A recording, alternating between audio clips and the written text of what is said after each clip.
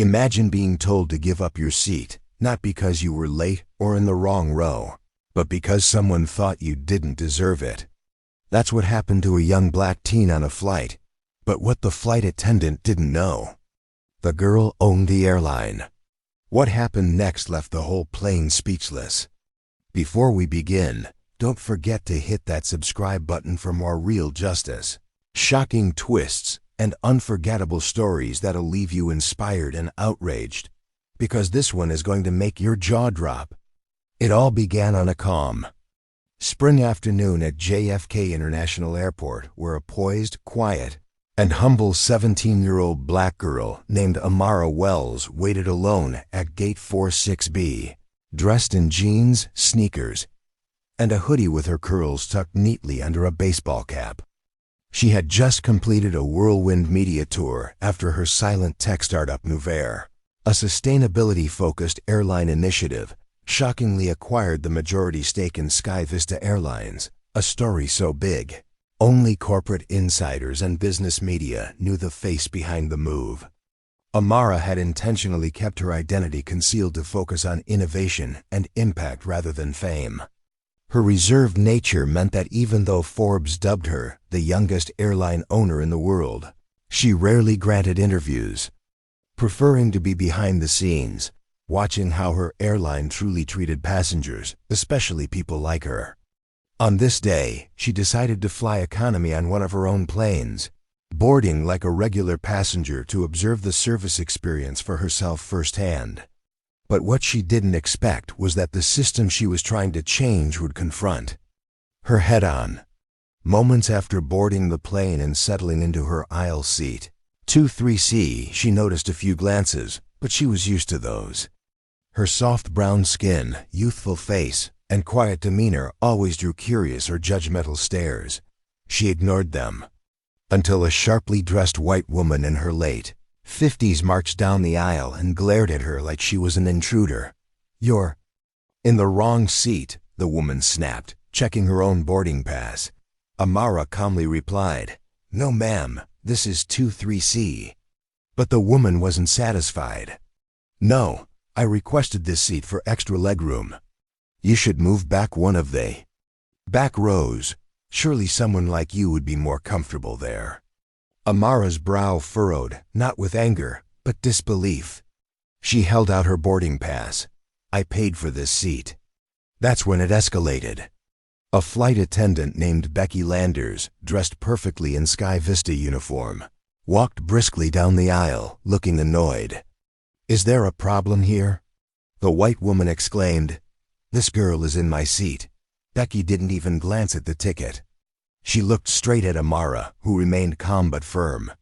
"Ma'am," Becky said, "I'm going to ask you to kindly give up your seat and move to the back. We'll try to get you something else." Amara replied, "I paid for this seat. I'm not moving." Becky leaned down, whispering with just enough contempt, "Don't make this difficult. Let's not escalate." That word, escalate, rang in Amara's ears.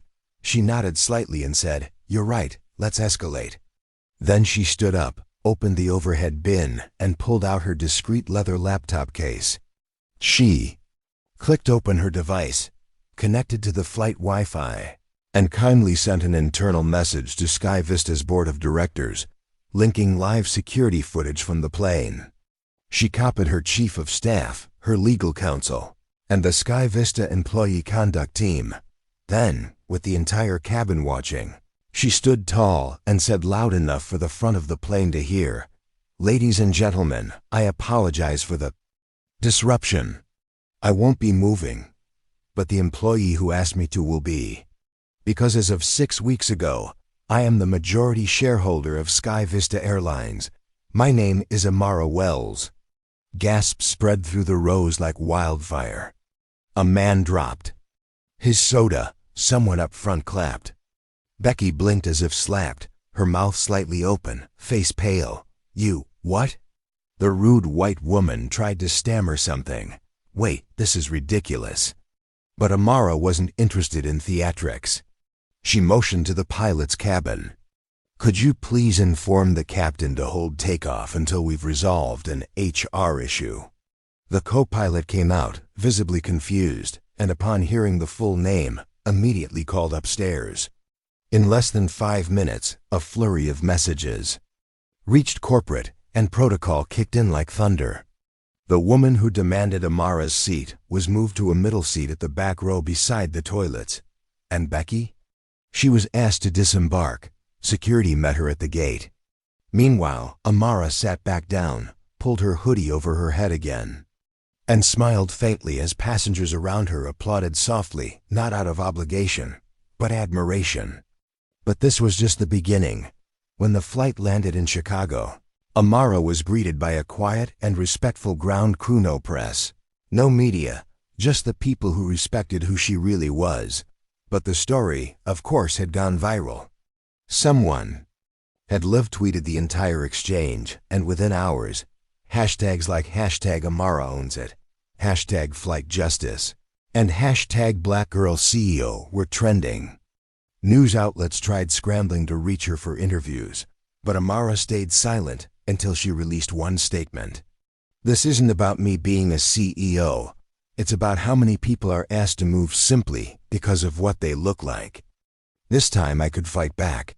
But what about the ones who couldn't?" That line sparked a nationwide conversation, one that reached the desk of lawmakers and airlines across the world. Sky Vista implemented mandatory anti-discrimination retraining. Becky's firing was upheld. The rude white passenger later released an apology video, but few believed its sincerity. And Amara? She launched an initiative called SEAT, standing for Stop Every Assumptive Threat, which provided passengers of color with legal representation, support, and exposure of similar airline abuse cases. In the months that followed, Amara made Time magazine's Person of the Year list. But she never let it change her. She still flew coach often, still dressed casually, still walked among the crowd. Because to her, power wasn't about titles, it was about making sure no one else was humiliated like she had been. It was about making sure the seat you paid for, and the respect you deserved, was never taken from you again.